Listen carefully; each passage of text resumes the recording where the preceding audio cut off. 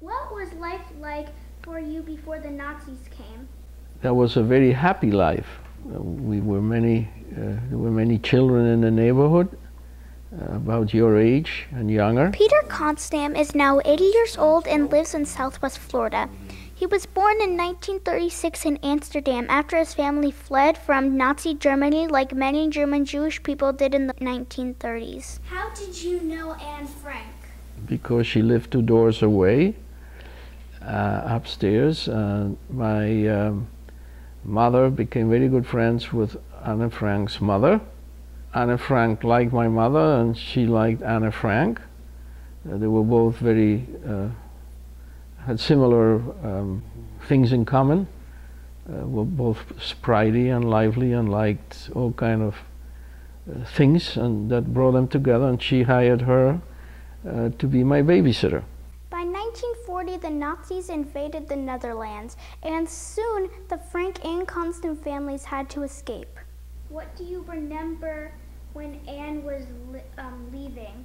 Naturally, I remember that. It was a sad day, 1942. The Jewish people in the neighborhood got letters instructing us to go to a railroad station one night in Amsterdam. There were 1,500 people who were ordered to this railroad station to be transported to a prison camp and way station in the Netherlands. From there then to be transported in freight cars to 2 concentration camps, either in Theresienstadt, Czechoslovakia, or Auschwitz in Poland.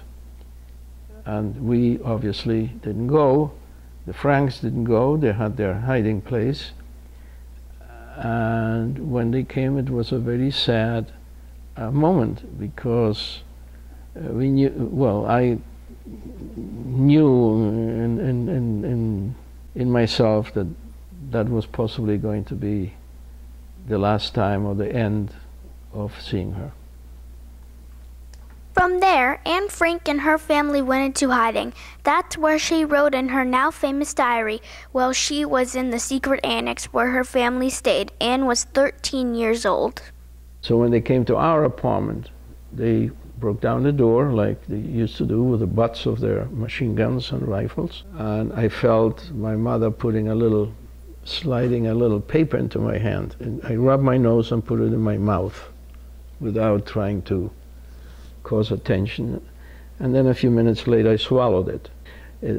That little paper had names and addresses and phone numbers of people who were helping us to escape. And if they would have seen that, the Germans would have gone and apprehended them and killed them. The Kohnstam soon made a plan to escape. Pieter was just 6 years old. How do you remember your journey to freedom began? Through some very good Christian friends in Amsterdam. They helped us when that letter, that order instructing us to go to the railroad station came. Most of their journey was walking. From Belgium all the way to Spain, they found freedom in Argentina. So the entire flight took 1 year. The distance between Amsterdam and Barcelona is 900 and something miles. So we stayed where we could, made what we could, when we could. During that time, Anne Frank died in a camp. She was 15 years old. Her story lives on, so does Pieter's. He shares it all over the world. Why is it important people like me know your story?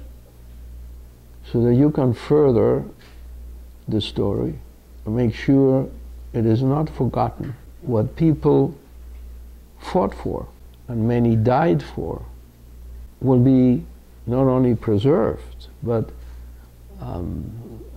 cemented for others to stand up and fight against bullying, stand up against genocide, persecutions, discrimination. And you are going to be the flag carriers. The message goes on to you, because we are dying out.